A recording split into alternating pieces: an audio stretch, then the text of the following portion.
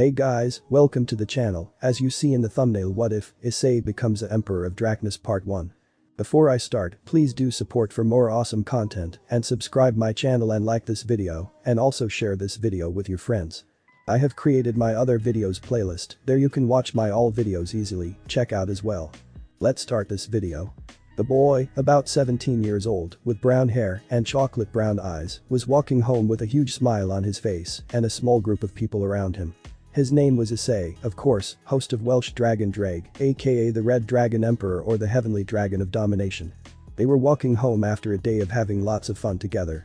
The high school year just ended. Akeno, Riaz and Sona with her queen Tsubaki graduated from high school just yesterday, while Issei, Asia, Zenobia, Irina and Kiba will be third-year students after the summer break. The graduates are planning to go to college next year near Kuwa town.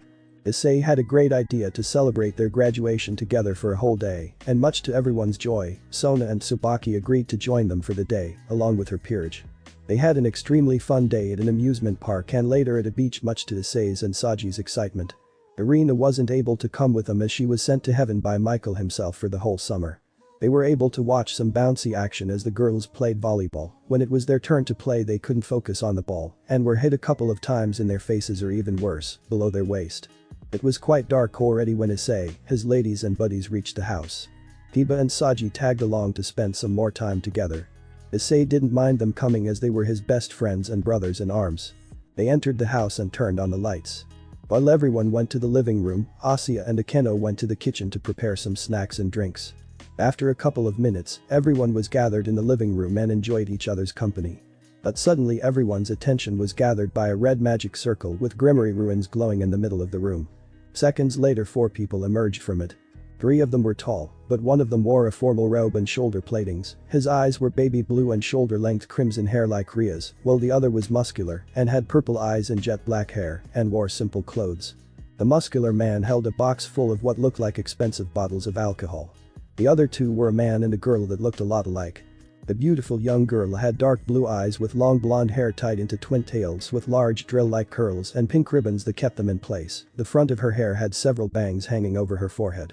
She wore a beautiful pink dress and had a small box too, but from the smell, Issei could tell that she had a delicious pie ready to be eaten. Lastly, a tall and handsome young man in his early 20s with short blonde hair and dark blue eyes was next to the girl. He had an arrogant smirk, but not too arrogant after Issei's beating. The Osererg, Zetches, Ravel and Fried Chicken greeted them Issei with a toothy grin. Everyone chuckled at Riser's misfortune as he growled from annoyance. Why hello there, brother-in-law, greeted him back the crimson-haired man who was Zetches. Both Issei and Riaz gained a tint of red on their faces from slight embarrassment, while the rest of the girls had jealous looks. To make the situation worse for the duo, the muscular man with the box, who was Sererg, started laughing at their embarrassed reactions. "If you're gonna laugh any longer, I'm gonna beat you again like 2 weeks ago," warned Issei. "I wouldn't mind us fighting again," replied Sererg as he put the box on the ground next to his feet, but never broke the fierce eye contact with the Red Dragon Emperor. The rating game between Sererg Bale and Riaz Grimoire was 2 weeks ago, and Issei came victorious at the last moment after getting knocked out by Sererg and gaining his newest and strongest form yet, called Cardinal Crimson promotion. Issei was promoted to the middle-class devil after the rating game, and Sererg's mother woke up from her long-lasting coma. "Now, we didn't come here to fight," said Zetches calmly with a kind smile. Both titans broke their fierce glare and shook hands with prideful smirks. "So what business do we have with you? After all, it's quite late," asked Issei politely this time. "Well, we came here to celebrate 3 occasions tonight," said Zetches. "And those are?" asked Riaz. "Issei's promotion," answered Ravel shyly with a blush. "Their graduation." Riaz, the next one who spoke, was Zetches. "Their victory of the rating game." The last one was Sererg that spoke. "I understand Ria's graduation, but we already celebrated the victory of the rating game and my promotion," said Issei with a confused expression. "Well, I didn't participate in the last 2 celebrations because, as you heard, my mother finally woke up from her coma, so I spent as much time with her as I could," said Sererg. "And I had some business to attend to with my family," said Ravel.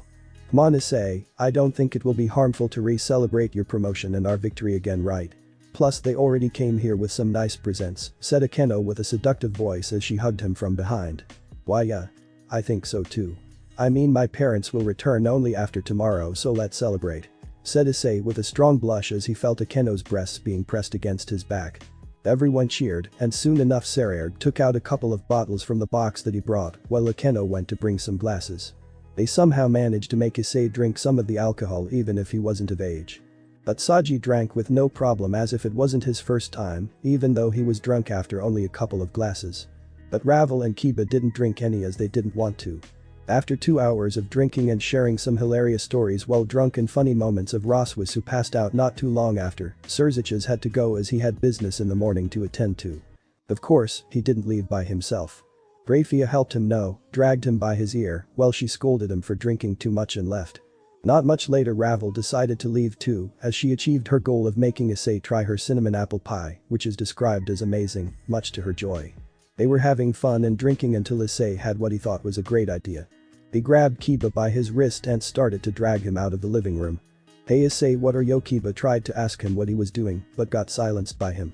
"Shhhh, I want to hiccup to propose to the girls hiccup, so I need your help hiccup to finish our project," said Issei between hiccups as he wobbled towards the exit with Kiba behind. "But aren't you too drunk?" asked Kiba nervously. "Nah hiccup, I'll be fine," said Issei as he opened the door and walked outside with Kiba. "Hey Drake, you awake?" called out Issei to the mighty dragons of domination through a mental link. "What is it that you need a partner?" asked Drake with a tired voice that indicated that he was asleep. "Can you maybe somehow make me undrunk?" asked Issei. After a moment of silence, Drake responded tiredly. "Sure, but it will get really hot." "Hot?" asked a dumbfounded Issei. He didn't get an explanation from Drake, but rather a demonstration. Issei started to sweat a lot as his body temperature rose significantly. He started to pant as the temperature rose and burned out all of the alcohol within his body, and after 5 minutes Issei was good as new but sweaty. "Thanks, pal," thanks Issei as he is now sober. "No problem," replied Drake as he fell asleep. "Kiba, can you help me out here?" asked Issei as he pointed at his sweaty clothes. "Sure," replied Kiba with a chuckle as he summoned the light blue sword.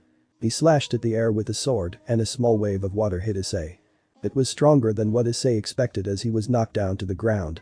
"Sorry," apologized Kiba as he offered his hand. Issei grabbed his hand and Kiba helped him stand up. He then summoned a different sword that emitted small flames from the edges. "Don't burn me," said Issei. Kiba nodded and did the same as last time, but with much less force and a weak flame, just enough to vaporize the water from the clothes. "Thank you, now wait a sec, I need to make a call to," said Issei as he took out a phone from his pocket and luckily was still working after what it just went through. He started to call someone as Kiba just watched, and not long after Issei's call was answered. "Yo kiddo, what you gonna tell me?" answered a male voice. "Yo Azazel, still up I see, good look. I want to finish our little project tonight as fast as possible. Please," said Issei hastily. "You mean the rings?" "I mean, if it's so important to finish them tonight, who am I to not help my buddy out?" said Azazel. "Thank you Azazel. I promise to repay you somehow someday," said Issei with a voice full of excitement. "Sure, a bottle or two of sake and a small trip to a strip club will be fine as payment," said Azazel with a chuckle. "Sure. See you at Grigori," replied Issei as he hung up. "We have a green light," said Issei with a thumbs up and a goofy smile. "Yeah, I kind of heard all of it including the payment," said Kiba with a light chuckle. "Don't tell anyone about it, and can you teleport us to Grigori?" said Issei with a stern stare. "Sure, let's go," said Kiba as he created a crimson teleportation magic circle beneath his feet with Grimory ruins. Issei stepped into the circle and they were gone in a crimson flash. In a dark room, a crimson flash lit up the whole room for a moment that looked like science researcher crafting and building a lab. Soon the lights turned on and a tall man who appeared to be in his 20s with an average build, black hair, golden bangs and a black goatee, slowly walked into the room with a long yawn. "So you are already here? Good, let's get started," as it sounded urgent in the phone call, said Azazel as he walked towards the duo. "Yeah, let us not waste any more time than needed," said Issei all hyped up. Azazel prepared some tools and took out a wooden box which contained unfinished rings for Riaz, Akeno, Asia, Kaneko, Zenobia and Arena, though Arena will get hers when she comes back. Issei brought materials like gems and diamonds out of his safe. Like that, the trio spent at least 4 hours finishing the rings. Issei poured his whole heart and soul into them to make them perfect for the girls. Azazel was already asleep in his chair and Kiba almost fell asleep too, if not for Issei who closed the wooden box with the rings. "Well Kiba, thank you for your assistance once again, and I will repay you too in some kind of way," said Issei with a tired smile. "Sure, but not the same way as Azazel," said Kiba with a tired chuckle. "Okay, but you at least need to find a girlfriend," said Issei. "Sure someday," replied Kiba as he stood up from his chair and stretched his limbs. "Alright, take this box and let's do like we practiced those other times," said Issei as he gave Kiba the box. Kiba once again created a teleportation magic circle and teleported both of them back to the mansion with the same crimson flash. "Good luck, kiddo," whispered Azazel with his eyes closed as he fell asleep for real this time. Issei and Kiba arrived at the mansion's doorstep. "Well, time to go in," said Issei, but he sounded completely different. Just a moment ago he was excited and looking forward to it with confidence. Now he sounded nervous. "Don't worry, Issei, no need to be nervous, remember that you have mine, Azazel's and Drake's support right at this moment, so nothing can go wrong," said Kiba with a kind smile as he held the wooden box. "That's right, partner, don't be a chicken and enter like a fearless dragon," roared Drake confidently. Issei smiled after hearing that they will support him and nothing will go wrong, it put his mind at ease. He took a deep breath and opened the door. They saw that the lights in the living room were still on, but no noise was heard. Issei and Kiba thought that maybe they fell asleep as they did take 4 hours at the Grigori, but Drake had a bad feeling already. They entered the living room and much to their surprise, they saw only a passed out Roswis on the ground with a bunch of empty bottles laying around the room. Issei and Kiba chuckled before Issei picked her up and placed her gently on the sofa. "Maybe they're upstairs," whispered Issei as he looked at Kiba. Kiba just nodded and they went to the elevator. They got to the 3rd floor and silently walked towards Issei's bedroom. Everything went okay until they heard something really disturbing that froze both men and made Drake even more anxious. "Ooh, yeah, Issei." A moan of Akeno filled the corridor. Issei looked at Kiba to see if what he heard was a hallucination, but his expression told everything. Without a word, Issei decided to move on, but Drake spoke through the mental link. "Partner, I think that's a bad idea, we need to fall back. I have a bad feeling about this," warned the mighty dragon. What do you mean? "You just told me to enter like a fearless dragon and now fall back," replied Issei as he didn't stop walking. Drake didn't utter anything back as it was true, but he still didn't want Issei to continue. The closer they got, the louder the moans got. Kiba noticed how Issei started to tremble, so he decided that they should stop. He grabbed Issei's wrist, but when Issei glared at him with now bone-chilling red eyes instead of gentle and soft brown ones, made Kiba release Issei and just continue walking. Soon enough the duo were standing in front of Issei's bedroom, from where all of those moans came from. Issei reached out to the door handle with a trembling hand and held his breath as well as prayed. Even if he was a devil, he still prayed that it was just a prank or the girls just masturbated thinking about him. But the bed's intense screeching made it look otherwise. As soon as the door was opened by Issei, a strong smell of sex filled their nostrils. The room itself was dark, but both Kiba and Issei saw everything in the dark because devils had a night vision sight. What both men saw shocked them to their very cores. Kiba looked at Issei and saw him stop breathing, and his red eyes glow more intensely. It reminded him of the time when Issei activated the Juggernaut drive for the first time.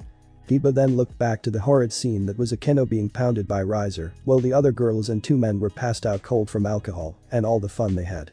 Kiba then noticed that Asia's nether region seemed to be gushing out the white stuff, while the other girls were clean because they used protection, and seems like Issei noticed that too, as he started to breathe unevenly. "Yes, Issei. You are so good at this," suddenly Akeno moaned with an expression that screamed pleasure as Riser sped up. It seemed that the bed begged for help as it barely was standing. "The girls are so drunk that they somehow managed to mistake Issei for them," thought Kiba with such fury. He couldn't believe that his master and savior who he looked up to so much was doing such things behind Issei's back, his brother's back who he looked up to even more. Kiba wanted to summon his sword of betrayer and slash the heads of the 3 men. But before he could do that, Issei started to back away slowly before sprinting out of the house down the stairs. Kiba didn't even get the chance to stop him as he just disappeared. "You morons. What are you doing?" shouted Kiba at the disaster that was in front of him. But they were so drunk that they didn't even hear him and continued their fun. Kiba saw that there was no use, so he contacted Grafia. "Lord Surziches needs to get here as fast as he can, we have a huge problem, please get here quickly to the Hyoudou household, the town is in danger," said Kiba with an anxious voice as he feared for the worst. "We're coming," replied a feminine yet serious voice. 5 minutes later the bed screeching and Akeno's moans were silenced, and a few more minutes later a silver magic circle appeared next to Kiba, who was leaning against the wall next to the door where the hideous scene was last seen. "What's the matter, Knight of Rias?" asked Surziches, who stood in front of Kiba with his wife and Queen Grafia, who was wearing her usual maid uniform. "So I just look inside this room and you'll see how your dear sister messed up this time," said Kiba with a disappointed sigh as he pointed at the door next to him. Surziches got a bad feeling when the night of his sister said those words. He looked at Grafia, who nodded and walked in front of the door before opening it. As soon as she opened the door she let out a shocked gasp and covered her mouth with both of her hands from both shock and smell. Serziches rushed in right behind her, and he saw Riaz and half of her peerage naked together in bed with Sarayarg, Rizer, and Saji. Serziches became furious as he released his aura and woke up all of the filth as the mansion started to shake. Everyone shot up from the bed, and the first thing they saw were Grafia and Serziches glowing blue and red eyes that were full of anger and disappointment. "Me brother," stuttered Riaz out of fear and confusion as she saw his angry eyes. "Me brother, what's going on? What are you doing here?" asked Riaz, still not processing what was going on and not noticing the three men who were at the bedside, shivering from fear, regret, and disappointment in themselves. "No Riaz, it's me who wants to know what is going on here and what are you doing with them," said Serziches with controlled anger as he pointed at the three men who flinched. Riaz and the girls looked at the three naked men and then recalled the moments of what happened not too long ago. The memories were hazy and blurry, but they understood what happened. "And no, this can't be real, no. It can't be," shouted Riaz with a horrified expression as the girls behind her started to cry and sob. "But it's real and you fucked up big time here," said Kiba with disgust, who was standing in the doorway with his arms crossed. "Where is Ice?" asked Akeno with a shaky voice. "He ran away after we saw you," Akeno enjoying Rizer. "Oh. And by the way," said Kiba calmly before leaning behind the door and grabbing a wooden box. He threw the box and let the rings fall out of it on the ground. The rings scattered on the floor as everyone let out a gasp. Kiba took one ring from the floor that had a golden orange gem. That ring was Irina's. Since she wasn't here, Kiba decided to give it back to Issei, as at least one girl was faithful. "A week ago Issei asked me to cover for him with devil work so he could make these rings for you. Every early morning he asked me to help him practice his proposal speech so that he wouldn't disappoint any of you. He was really looking forward to this moment. He put so much thought and effort into this one single moment, but I can't believe how messed up you are," said Kiba before he turned to look at Serziches. "My lord, Issei ran out of the mansion, and I believe that the town is in danger because Issei can't control his emotions at the moment, so we need to find him as fast as we can," said Kiba with utmost seriousness. "Yes, Grafia contacted Sona and let her dispatch her peerage and help Ria's night search for Issei," ordered Serziches. Grafia and Kiba nodded before he ran out of the room, and Grafia contacted Sona. "Me brother, we will help too," said Riaz with a weak voice. "No, you and your present peerage will go to the Gremory mansion and wait for me there. Well, the three scums better get out of my sight," said Serziches sternly before Grafia created a magic teleportation circle beneath her feet. The three men teleported with their own magic circles, while Grafia teleported Riaz and her peerage to the Gremory mansion before coming back to Serziches. "Sai, why did any of this happen? It was supposed to be just a small celebration party, but now everything is ruined," said Serziches as he rubbed his forehead. Grafia walked up to him and placed her hand on his hand. "Not now, dear, we have a huge problem at hand, later you can rant all you want," said Grafia with a sweet and soft voice. Serziches took her hand before kissing it. "Okay, dear, let's G," before he could finish a loud roar, followed by a huge amount of dominating aura washed over the town. "Damn it," said Serziches as he and his queen flew with their devil wings or the windows towards the source of the roar. Some minutes earlier. After running out of the mansion, Issei took flight into the skies with his balance breaker activated. He didn't fly for too long and hid in a small cave in the forest of Cowtown. He sat down and tried to calm down. "Partner, how are you?" spoke Drake slowly. How am I after what they did? I ain't some toy that can be just thrown away like that. Who do they think they are?" echoed Issei's shout of pure fury and agony through the cave as his tears kept hitting the ground.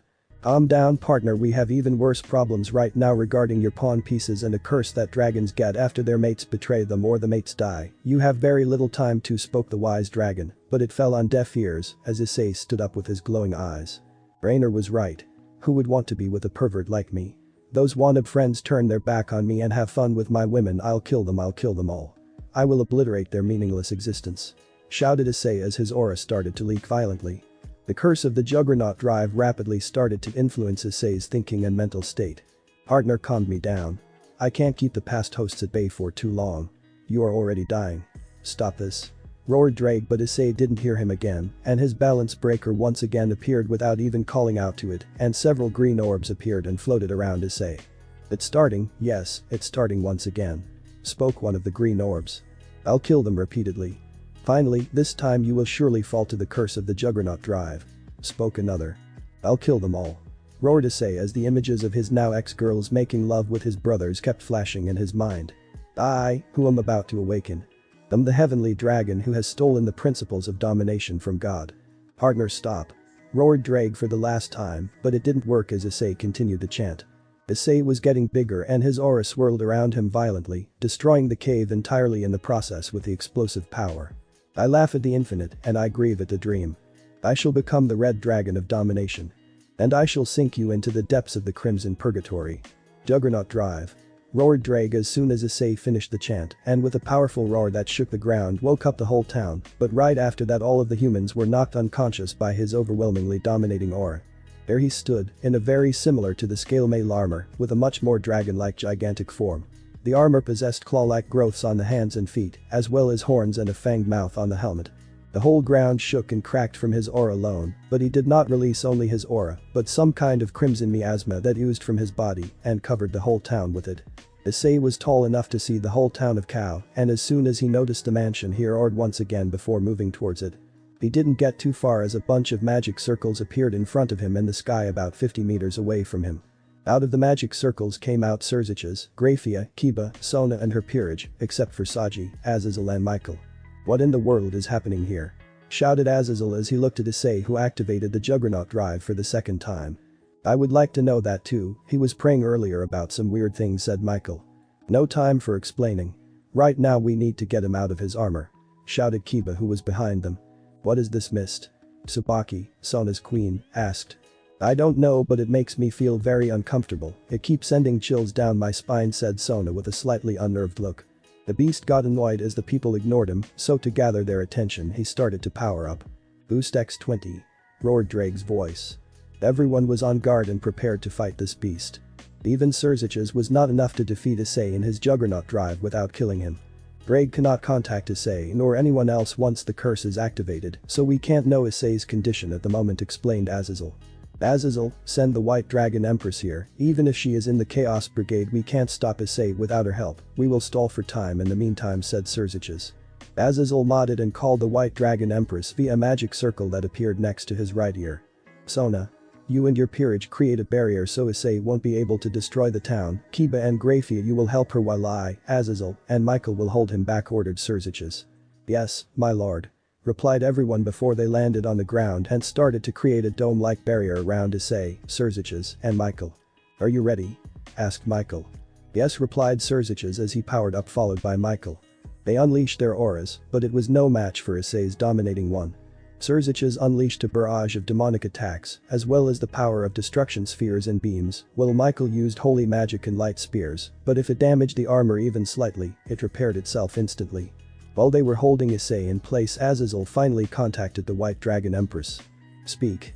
Valerica, we have a problem here, and I bet you already know what it is, said Azazel hastily. The Red One activated the Juggernaut drive again. Yes, I felt it, replied the Empress known as Valerica. Still referring to your crush as a Red One? Asked Azazel. Who told you that? Shouted Valerica. That doesn't matter, now, you want to save your crush or not? Asked Azazel. He got no reply, so Azazel tried to pressure her. Remember, it's his second time activating the curse, and his life force is still not replenished, said Azazel. Fine, I will come, said Valerica before she ended the call. Ho ho, from rivals to lovers, how sweet, chuckled Azazel before he entered the barrier to help hold Issei in one place. Lane break. Where are you going, Valerica? Asked Arthur as he saw Valerica leave the training ground. You keep training here. I have some business to take care of, replied Valerica as she leaves the room. So I'll be in mind telling me how Azazel found out about that? Asked Valerica as she put on her combat clothes. Well, you speak about the Red One's host so much while you sleep, I may have not told about it to Fafnir to vent my frustrations, replied Albion. You'll pay for this, said Valerica with a sadistic grin that sent shivers down Albion's spine. Balance breaker. Shouted Valerica. Vanishing dragon balance breaker. Roared Albion, and in a bright white and blue flash, Valerica was in her armor. She created a magic circle and vanished in a flash. Back to Incao. Valerica arrived at the scene, and the first things she noticed were that the whole town was covered in a dark crimson mist, and a knocked out Sona and her peerage with a lone Grafia, who was struggling to keep up the barrier. Surziches and Michael had injuries, but nothing too serious, while Azazel was in his downfall armor. And the last thing she noticed was Issei in his Juggernaut drive, destroying the surroundings and the annoying bugs that were in front of him. But once she saw his eyes and felt the mist, she felt a deep sadness. His eyes had flowing tears, but the tears were that of blood. He let out a roar, but it didn't seem that of rage, but rather sorrow and agony. Albion? Asked Valerica. It can't be Valerica, your crush here has very little time left, he's cursed by one of the most powerful dragon curses called Dragon's Fall. Once a dragon's mate dies or betrays, the dragon gets a curse and dies in a week or two. Hosts of draconic sacred gears have a slim chance of getting the curse, but if that happens many times or the host's heart is weak and can't handle something like that, the chances are bigger. There are 3 stages of this sickness.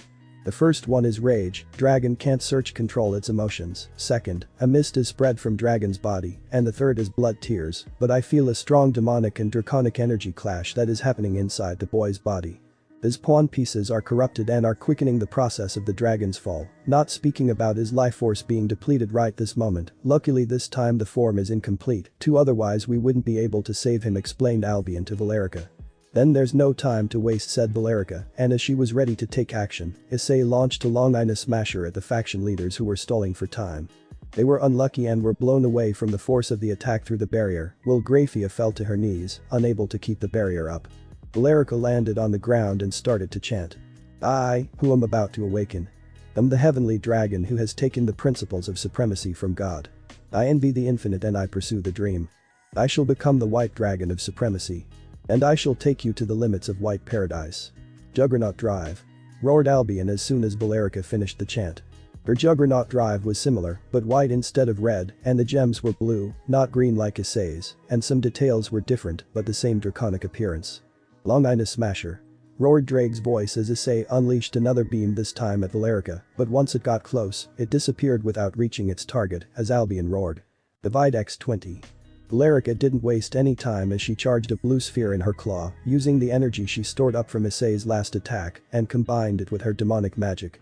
Once she released the attack, it hit Issei, and he roared out of pure pain as bits of Issei's armor flew in every direction before Drake's voice rang out again. Divide x10. And Issei cancelled the attack but was obviously damaged and the armor was repairing slowly now.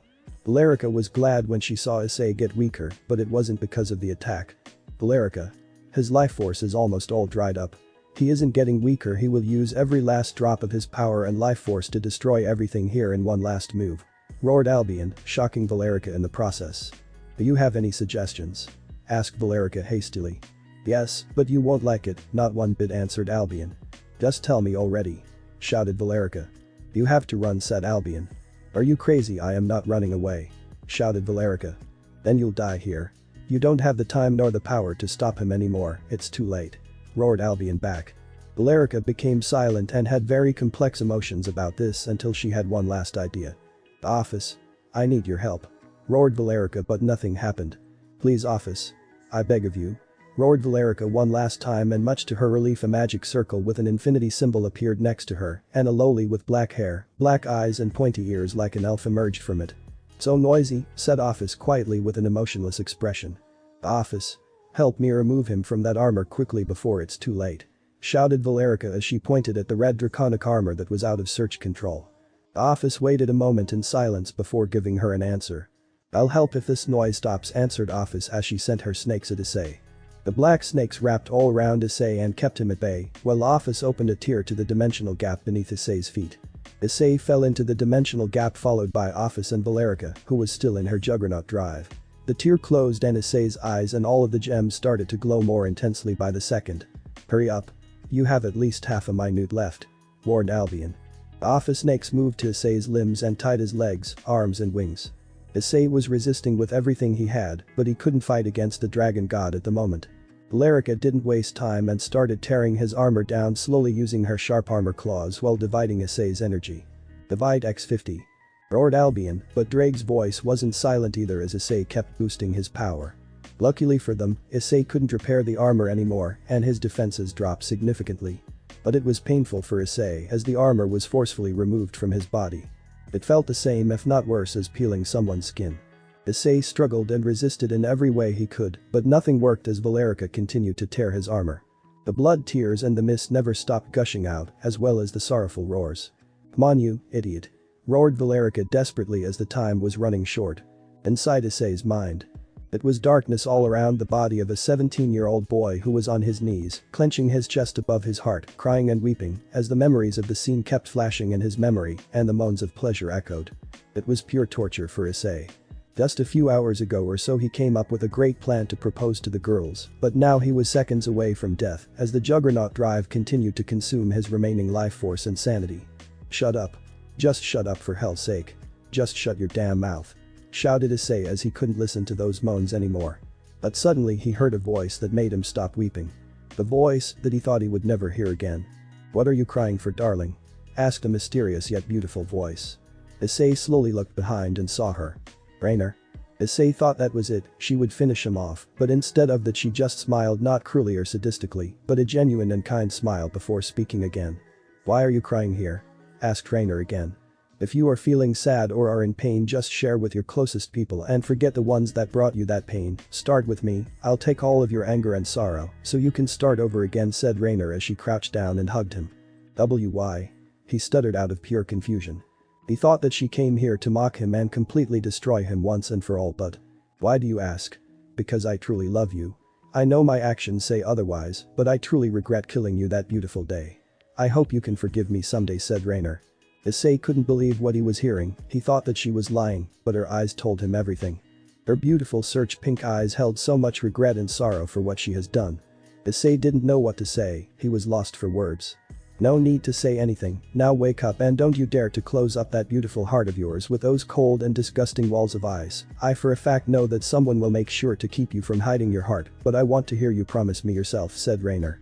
Issei just stared at her before her expression turned a little angry. "I said promise," said Rainer with a hint of anger. "IIP promise," stuttered Issei. Issei wanted to say something, but before that could happen he was kissed by Rainer on the lips with passion and love that she truly felt. She removed herself from Issei and spoke her final words. "Now wake up, my cute dragon, don't ever give up, and I promise I won't give up here either," said Rainer as she slowly faded away. It was dark for a moment before Issei's eyes shot open. The first thing he saw was what he thought was the night sky as he looked at a bunch of small glowing dots in the sky, but once he sat up, white hair fell on his face. "What the? Since when is my hair so long and white?" asked Issei, but something else caught his attention, he was somewhere very familiar. "The dimensional gap?" asked Issei out loud. He noticed that he was on a small boulder that was big enough for 3 people to sleep on and a black barrier that surrounded the boulder. Suddenly he heard a grunt. He looked down and near his feet, he saw a sleeping Valerica. "What did I miss?" asked a dumbfounded Issei. "A lot of partners," replied Drake. "Oh hey there, so what exactly happened?" "I can't remember anything," only said Issei, but silenced after he remembered what happened, but the memory ends at the cave. "What happened in the cave and why are we in the dimensional gap?" asked Issei. After you hid in the cave you activated the Juggernaut drive and got a curse called Dragon's Fall," said Drake. "I activated it again. But what is a Dragon's Fall?" asked Issei. "Once a dragon or a host that has dragon-type sacred gear gets betrayed by its mate or the mate dies, the dragon gets a curse, the Dragon's Fall curse, and has a week or so until death. The only way to stop the curse is to either forget the mate, which is practically impossible, or find another mate. The problem was that you had activated the Juggernaut drive, which consumed your life force further, your pawn pieces got corrupted, and your demonic and draconic energies clashed together inside your body and quickened the process of Dragon's Fall and rapidly destroyed you from the inside. Luckily for you, the town wasn't destroyed as Surzich's, his queen, Azazel, and Michael kept you away from the town and stalled for time as they waited for their savior. Valerica, with the help of Office, deactivated your Juggernaut form, but you were still at a huge risk as you had only 10 minutes left to live because of the Dragon's Fall curse. We had to purge your corrupted pawn pieces and turn you into a 90% dragon because otherwise you would have died once the pieces were removed without turning you into one. Then you had to get cured from the Dragon's Fall, and the only way to do that was for you to mark someone as your mate or be marked as one. And the candidate was Valerica, your now ex-rival and your current mate," explained Drake. There was a lot of information for Issei to process as he stayed silent for at least 5 minutes straight. "Are you okay with this?" asked Issei. "I don't care about the rivalry anymore if that means saving your damn life," replied Drake with a huff. Issei stayed silent for a while again. He has never expected Drake to throw out his rivalry with the White One just like that. "How long was I out?" asked Issei after a while. "For a month, partner, but this barrier that you are in right now is created by Office, and it not only protects you from the dimensional gap as it is a time barrier. What I mean to say is that here you spent 1 month while outside of the barrier only an hour or so passed by," explained Drake. "I see. Do you recall anything while you were in the Juggernaut drive this time, or did you forget again like last time?" asked Drake. "You forgot," replied Issei, but felt that something really important happened but couldn't recall it. "What now?" asked Issei. Now you wait until Valerica wakes and thank her for saving your life, you damn idiot, said Drake before going to sleep. Issei inspected his body and saw that he still wore the same clothes that were all torn apart and bloodied. He didn't smell nice, that's for sure. Issei then looked back at the sleeping Valerica. He reached out his hand and softly rubbed her silver white hair and then her soft and warm cheek. He didn't realize what he was doing. What are you doing? Asked Valerica as she opened her eyes. And nothing, replied Issei as he hastily removed his hand from her. Valerica sat up and stretched her arms with a small yawn. Issei got to see her in full beauty. She wore simple jeans that hugged her soft butt and thick thighs, a white shirt with red spots from Issei's blood that beautifully displayed her bosom and a leather jacket. How are you feeling? Asked Valerica. Fine. Sore mostly, is it true? Did you mark me as your mate? Asked Issei. This question caught Valerica off guard. A small blush formed on her beautiful face. Yes, I did, so what? Asked Valerica as she turned to look away from the embarrassment. You did this only because you wanted to save me, right? Thank you for this. Thanks, Issei. But you really think I did all of this just to save your sorry ass and get a simple thank you in return? Asked Valerica with a glare. Issei didn't know how to respond. I did this because I like you for quite some time now, and when Albion explained about Dragon's Fall curse, your corrupted pawn pieces. And the lifespan consumption of the drive made me sad because I thought you were slipping out of my grasp as I literally watched your life slowly slip away and reach its end. It hurt me so much for some reason. Explained Valerica with tears that rolled down her cheeks slowly. This was a side of Valerica that only a few people have ever seen.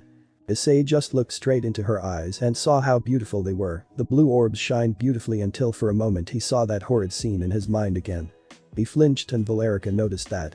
I don't know if I can after what happened, said Issei as he looked away. Valerica felt a little hurt, but she did expect something like this. She got closer to him, grabbed him by his collar, pulled him closer, their noses were almost touched. Listen here, you are the Red Dragon Emperor and a dragon who are known to be fearless. Would you really let those whores stop you here? Or would you make them regret their choices? You are my mate now and I will love you until I die, and no one will stop me, not even you, so you either forget them or be a wimpy kid. I don't need a weak mate, shouted Valerica with a glare. As Issei heard her describe him as weak, and a wimpy kid made him furious as his new dragon pride took a hit. His new dragon instincts didn't like that at all and made Issei dominate her rather than let her insult him. He kissed her full force with passion. Valerica was shocked but reciprocated the short kiss. As they finished they both blushed and didn't make eye contact as they weren't used to this yet, they were rivals not too long ago after all. Valerica stood up and offered Issei her hand. Let's go, we can't stay here forever, said Valerica. Sure, but I'll need a shower and new clothes, said Issei as he stood up with the help of Valerica. She helped Issei walk because he hasn't walked for a month now. She took a sword out of her pocket dimension that was Caliburn that she took without Arthur's knowledge and slashed the air with it. The tear in the air was made. They walked through that tear and left the dimensional gap. Thanks for watching this video. Part 1 is over. If you really enjoy this video, like, subscribe, and comment down below and turn on that bell notification. And also check out the playlist that I have created and enjoy. Link is in the description. See you in the next video. Goodbye.